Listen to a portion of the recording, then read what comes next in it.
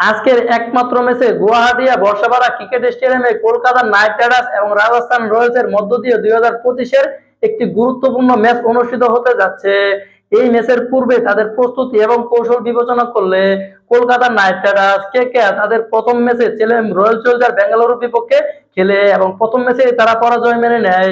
দলের নেতৃত্বে রয়েছেন আজিঙ্কা রাহানে, যিনি তার অভিজ্ঞতা দিয়ে দলকে সাফল্যের পথ নিয়ে যেতে চান। কলকাতা নাইট রাইডার্সের ব্যাটিং লাইন আপের শক্তিশালী খেলোয়াড়দের সমন্বয়ে কেকেআর এর প্রতিপক্ষ বোলিং আক্রমণে চ্যালেঞ্জ জানাতে প্রস্তুত।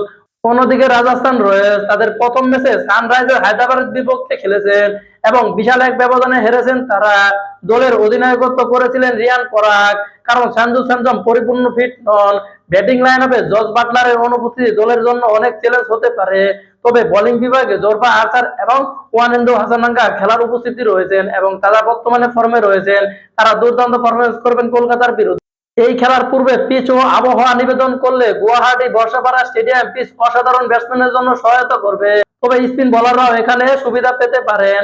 আবহাওয়া পূর্বাভাস অনুযায়ী ম্যাচের দিনে গুয়াহাটি আবহাওয়া অনুকূলে থাকবে, যা একটি পূর্ণাঙ্গ ম্যাচের সম্ভাবনা বাড়ায়।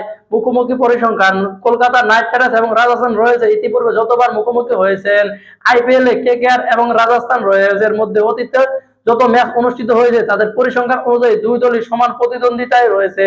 তাই এই ম্যাচের উত্তেজনা ও প্রতিযোগিতার মাত্রা উচ্চ থাকবে বলে আশা করা যায়।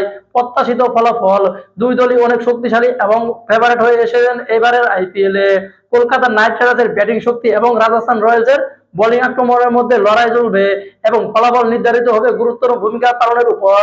যদি রাজস্থান রয়্যালসের বোলাররা দুর্দান্ত পারফরমেন্স করে তাহলে সেই ক্ষেত্রে রাজস্থান রয়্যালস জয়লাভ করবে। অন্যদিকে কলকাতা নাইট রাইডার্সের ব্যাটাররা যদি দুর্দান্ত পারফরমেন্স করে বড় সংগ্রহ করতে পারে তাহলে রাজস্থান রয়্যালসকে হারিয়ে কলকাতা নাইট রাইডার্স তারা জয়লাভ করবে। তো নিঃসন্দেহে বোঝা যাচ্ছে এই ম্যাচটি দুই দলের জন্য একটি পরীক্ষা এবং চ্যালেঞ্জিং হতে পারে, কেননা তারা দুই দলই প্রথম ম্যাচে পরাজয় মেনে নিয়েছেন, তাই তারা চাইবে নিজেদের দ্বিতীয় ম্যাচে তারা জয়লাভ করতে। তো আপনি কোন দলকে এগিয়ে রাখবেন জানাবেন কমেন্ট বক্সে।